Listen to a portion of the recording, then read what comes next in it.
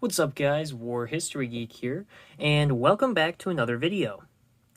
Now today is an extremely special video because, as I hinted at in my last video, this is going to be taking a in-depth look at this brand new helmet in my collection. And this is a very special helmet indeed. This helmet is an all-original helmet that was found at a garage sale by a friend of mine, and it managed to make it into my hands. I'm going to be taking an in-depth look, of course, at the paint, at the inside. This helmet is also named, and the history of this helmet that I was able to research. Just giving you a quick highlight of how I got the helmet. I was heading out of town for a family reunion, and a very good friend of mine who keeps his eye out for military stuff for me stopped at a garage sale. And there was an older couple selling a large collection of military items that the wife's father had bought up at surplus stores in the 1960s. Now, I don't know why they're selling it now, but they were. So this helmet was found by my friend. He sent me some pictures, and I immediately called over, and I worked out a deal with the couple, and we settled on $160. Now, ordinarily, this would already be an excellent deal. You almost never hear of finding original German helmets at garage sales, let alone for such an excellent price. I mean, it's unheard of. However, this helmet is even more special than just a normal German helmet at a garage sale. And we'll get into that in just a second. So, all I knew was that I'd gotten a really good deal on a normal German helmet. You know, a normal German helmet in this condition could go anywhere from $600 to $800, depending on the maker and condition and etc. However, this one, as I said a couple times now, is going to be worth a considerable amount more. Now, eventually, once I got back into town and I was able to go over to my friend's house and pick it up, I directly PayPal'd the owners of the helmet, so all I had to do was pick it up from my friend. I looked at the name that was on the inside, and it was hard to tell exactly what it said in the pictures, but my heart dropped when I saw what it said. But we'll talk about that in just a second. Let's take a look at the outside of the helmet now. So as you can see, it's in beautiful condition. It does have lots of white scratches on it. However, I believe that this was either from scratching on the inside of homes. As you know, the homes had a plaster in them, and when a helmet was going by, when a German soldier was going by wearing his helmet, it would scratch on the ceiling, leaving a white mark on the helmet. But also, you can tell, based on this right here, that is white camouflage, and that this helmet used to be a winter camouflage helmet. Now, this is just already an incredible helmet. I now own what was at one time a camouflage helmet.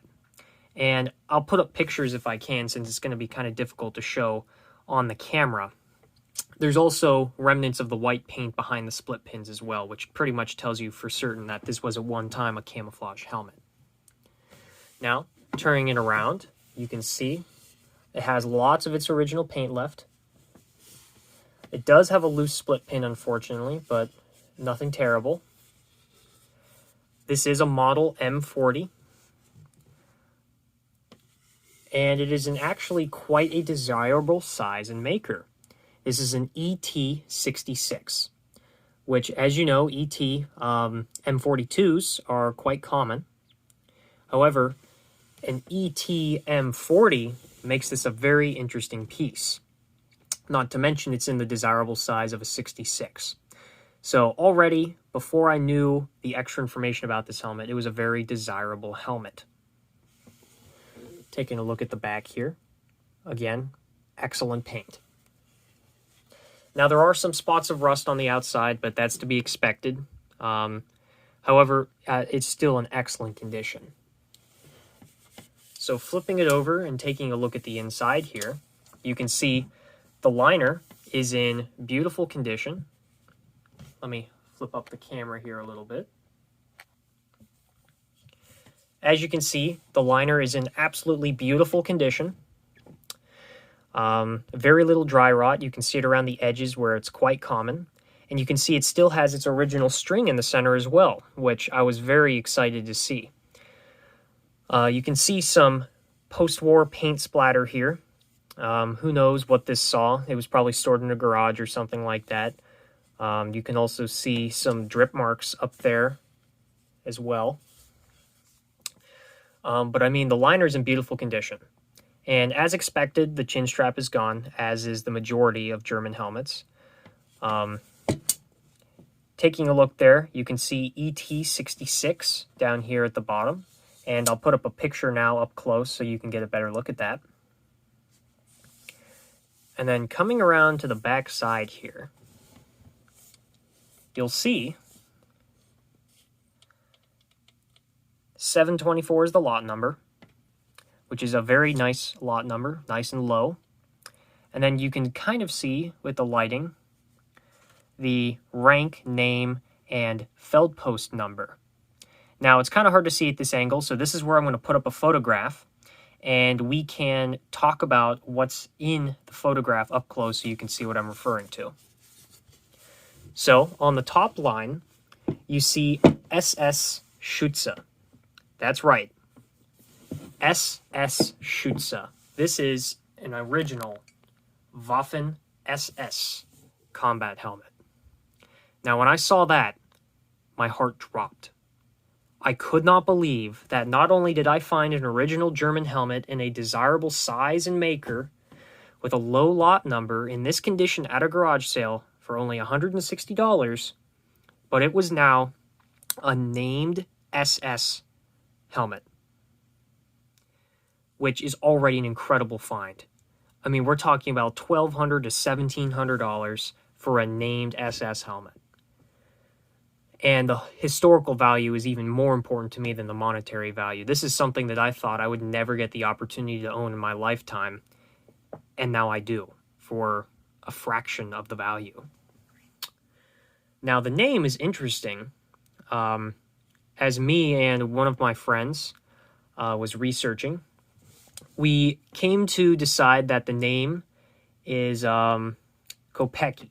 Now, you can see that there is a scratch going through the middle of the writing, which is very unfortunate. However, once we take a closer look at it, we decided to settle on Kopecky. Now, that's interesting. It's a Slavic name, and that helped us narrow down that this soldier was probably a Czech. He came from Czechoslovakia and joined the SS, which is very, very interesting. And unfortunately, we haven't been able to identify exactly who this soldier was, but that'll definitely help us narrow it down. Now, the most interesting part is the Feldpost number. Now, the Feldpost number, as you see here, says 246000. Now, that's interesting because there was never any 6-digit Feldpost numbers. They never went higher than 5 digits, so we assumed that an extra 0 was added on by mistake by the original owner of this helmet. There's no way to explain it, but there was never 6-digit Feldpost numbers, so we're assuming it's a mistake by the original German soldier who wore this helmet. And taking off that extra 0, that leaves us with the Feldpost number 24600. And when we discovered what unit this Feldpost number was tied to, that we already thought it couldn't get better, and yet it did. That Feldpost number belonged to the 9th SS Panzer Division Hohenstaufen. That's right. Not only now is this a named SS helmet in this condition, but it is now tied to the famous 9th SS Panzer Division Hohenstaufen, a named famous SS division, which is absolutely incredible. You wouldn't believe my reaction. I was jumping up and down with tears in my eyes like a child when I knew what this helmet was. Both historically and monetarily, this helmet is just absolutely incredible, and I'm honored to be able to own this helmet. So going down from top to bottom, it says SS Schütze, Kopecky, and then you can see the lot number, and then off to the right of the lot number, you see 246000 minus the 0, tying it to the 9th SS Division, 9th SS Panzer Division. Now, like I said, unfortunately, we have been unable to find a roster or any way to identify who this soldier was and possibly what regiment of the division he was in. I mean, he could be anywhere from the 19th or 20th divisions, which were grenadier divisions. He could have been signals. He could have been artillery, anything like that. So, unfortunately, we've been unable to identify what part of the division he was in. But what we do know is already incredible as it is. So even if we, for all we know, may never be able to figure that out, it's still absolutely incredible. Now, what adds even more to the history of this helmet is that, most notably, this division served in Normandy, the Battle of the Bulge, and in the defense against Operation Market Garden. Now, considering that this was found in the U.S., we already marked Operation Market Garden off the list, as it's fairly unlikely that if a British veteran brought this home, which already would have been unlikely because the operation was a failure, that it would have made it to the U.S. Secondly, because it has remnants of camouflage paint on it, and the division was essentially destroyed in Normandy and had to be rebuilt, we assume that this helmet was captured by a U.S. veteran at the Battle of the Bulge, which again just adds even more of an incredible story to this helmet. And I'm just so absolutely beyond words happy to own this.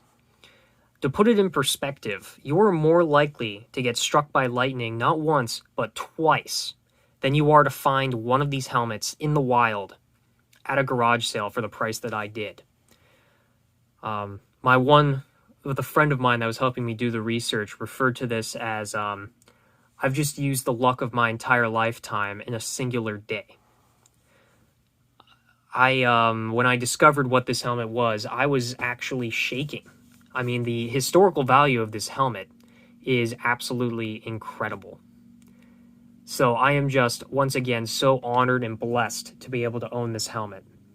Now, considering how the Battle of the Bulge went, and that this man was an SS soldier, it's fairly likely that he never made it out, as SS soldiers were very commonly executed. However, like I said, we'll never know, so there's no way that we can exactly tie that to the story. However, it's definitely within the realm of possibility. So, considering that, we also looked up the lot number, just to be sure, because of course there was always a chance that somebody skilled along the way could have added those numbers. And in the database, I'll have a screenshot up here. I believe the number before this, the closest one, was 709, which was an SS helmet, and the one after was 725, which was also an SS helmet. This one is 724, which essentially seals the deal that this is indeed an original SS helmet, and that name is 100% authentic. Now, we also had the opinion of Ken, the author of the famous German helmet books, the one that has written the most famous books that sell for $500 retail, etc., etc. I like to call him the expert of German helmets. This friend of mine knows him personally, so he sent over pictures of my helmet to get his opinion on it, and he agreed with all the information that we had collected that this is indeed an authentic helmet. So we wanted to make sure that we cover all realms of possibility. We do as much research as we could, and we have come to the conclusion that this is a 100% legitimate Waffen SS helmet from the 9th SS Panzer Division Hohenstaufen. It's incredible to be able to hold and own one of these helmets. It's estimated the value could be anywhere from $4,000 to $5,000 on this helmet. So, after all of that, all I have to say is that I am so honored and blessed to be able to own this helmet. We're talking about something that you won't see outside of a museum or an extremely high-quality private collection, and now I have the ability to own one in my personal collection. So for the foreseeable future, despite what I could do with the money, I will be holding on to the helmet in my personal collection. I'd also like to just personally thank, one, my friend who found this helmet for me and passed it on to me, and despite after me telling him what this helmet was worth, still being in support of my collection.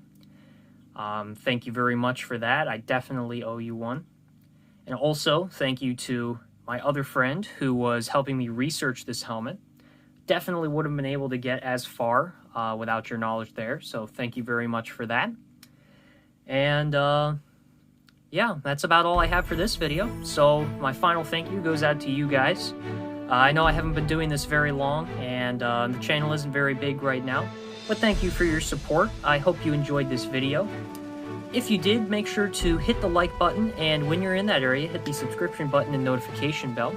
I have plenty of other videos just like this coming in the near future, so stay tuned for that. I'll see you guys in the next one. Bye.